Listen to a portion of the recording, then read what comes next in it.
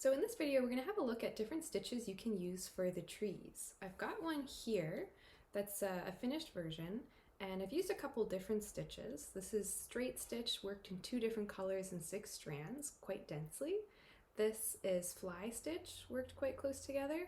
Then there's some random straight stitches, some clusters of French knots, and some more straight stitches with a bit more space in between, so there's more fabric showing in between each stitch. And I will show at the end of this video a time lapse of these trees being worked, but I also wanted to have a closer look and introduce some other ideas as well. So in addition to these options, I also want to show you some ideas for what you could do with couching and maybe some open fly stitch as well. So the first stitch I'd like to show you is fly stitch. I'm working with this bright blue color because I think it will show up a little bit better on the video. And to start it off, I'm going to do 1 straight stitch, and then I'm going to work on either side with fly stitch. I'm going to do 3 close together, and then I'm going to play around with the spacing a little bit as well.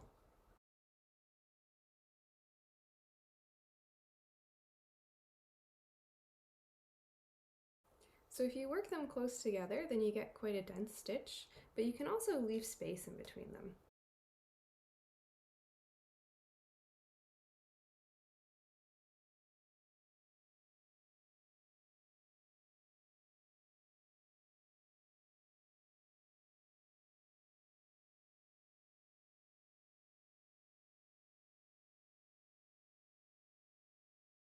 And if I wanted to, I could go back and finish the stem with some little back stitches or straight stitches. Let's just do that to complete the tree.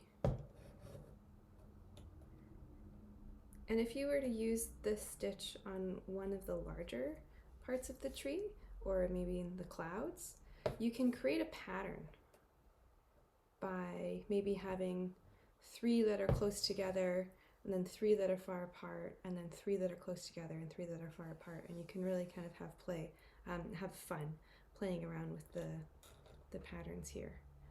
Yeah, so that's fly stitch, close together and a little bit open. You can also do a detached fly stitch to add texture, so I'm going to do some detached fly stitch in here, and because it's quite a small little detail, I've reduced the number of threads to just 2 strands.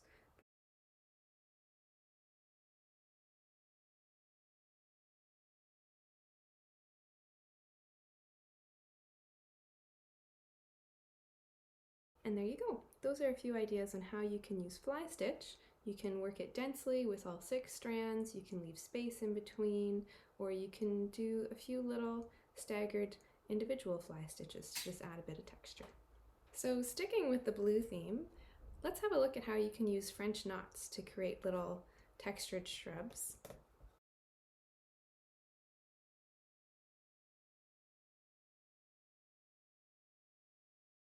And you can do a little bit of shading as well with your French knots. So you can see there's light green here and then darker green on this side.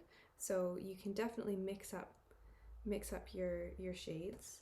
And if you want to have more subtle shading, then you can use fewer threads.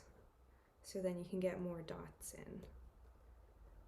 Or you could change it up a little bit and have large dots on the areas that you really want to emphasize, and then have some smaller dots mixed in as well in the background areas. Okay, so there's a little French knot shrub. Maybe I'll add one more French knot to the top there.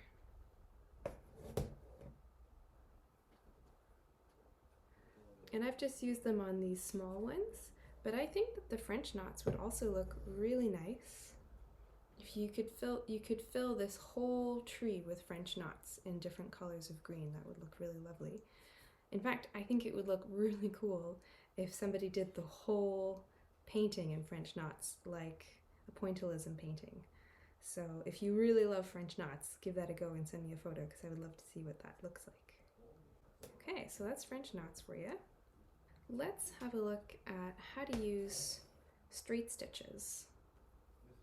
that aren't too densely packed to just fill in and add a bit of texture.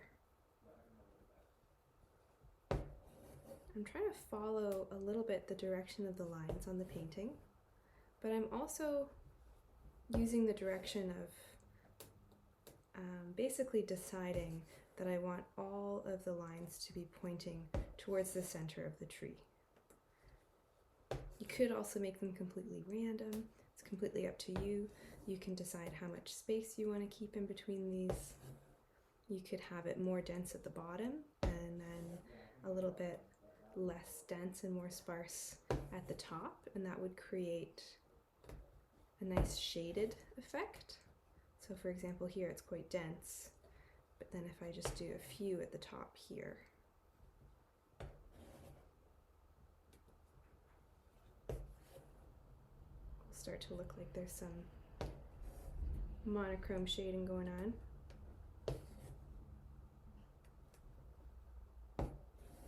I always just like to think about the direction of lines that I'm creating when I'm stitching. And sometimes that means that I work in a way that's not super efficient. So you can see I was here and then I was there and now I'm in the middle. And that's just because I'm kind of filling around the outside.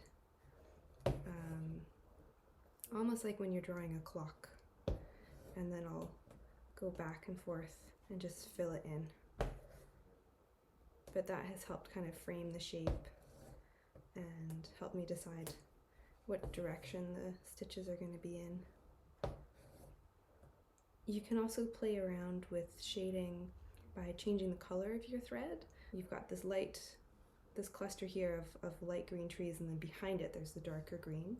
So you could change the color of thread, or because this is your own version, so you're in charge, you can say, I'm going to make this clump of trees all the same color.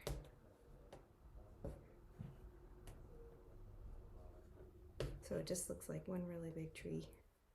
So here the straight stitches are quite sparsely worked. You can see a lot of the fabric in between.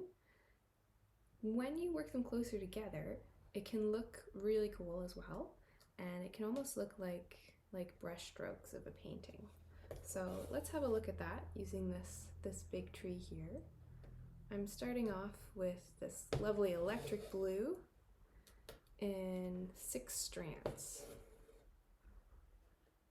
If you did want to use this technique a lot, you might want to go down to 3 or 4 strands, just because it will mean that your thread lasts longer, because this is a very thread hungry way of working. And you can see I'm just kind of going, I might even go outside of the shape of the tree and then bring that in to create some jagged lines. And you just fill the whole thing in. You can really play around with the length of your stitch. You can do long stitches or short stitches. You can do a mix or keep them consistent. It's up to you. But I'm really just randomly piling them together. And again, I am looking at the direction of the lines in the painting while I'm stitching. So here all of my threads are working top to bottom from the outside in. And there are 2 colors of green here. There's the lighter green and the darker green. I'm just going to kind of sparsely put these straight stitches in, and then I'll go on top with the lighter color and fill it in.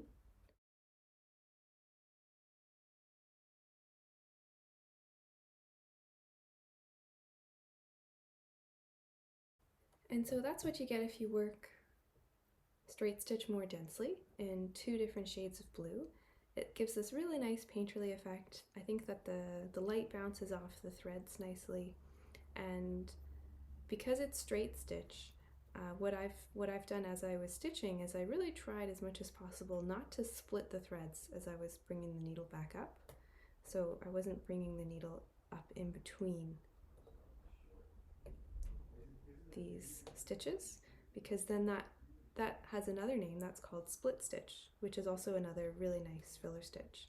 But I find that when the stitches aren't split, then you end up getting that effect where every single individual stitch looks like a blob of paint. Just as a bonus, let's have a quick look at what split stitch might look like.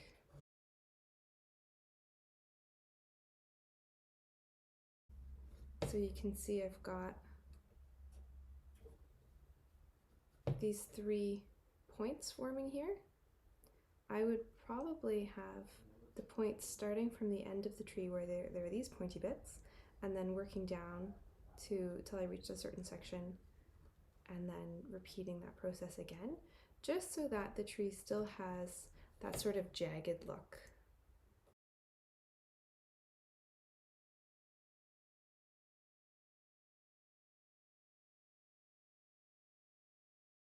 Let's look at one more stitch for the trees, and this one is a really fun stitch that has lots of creative potential. It's couching, and for this one you actually use 2 threads at the same time. So there's a knot on the end of this one. I've just brought it up, and then I'm going to hold it in place with a second thread.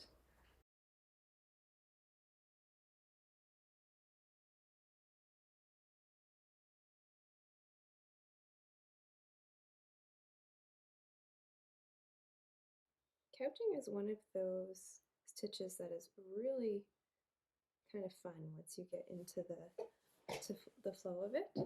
So I was just going to do this one little tree, but I also think it'd be fun to look at how it would work as an outline. So let's continue this line. We're going to follow the top of these little shrubs.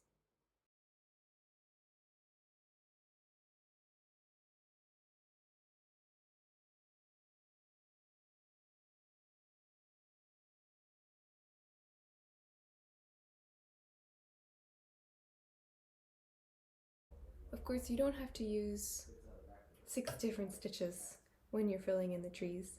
You really can experiment with different ones and find one that you enjoy using and that you think looks good, and then fill that whole area in with 1 stitch or 2 stitches, or if you like, you can use this as a bit of a sampler and just try out all the stitches you can think of. That might be fun as well. Okay, so let's have another look at this one here, which has the more natural colors with the greens, and we'll have a look at this with the time lapse, and you can see how I chose to fill it in.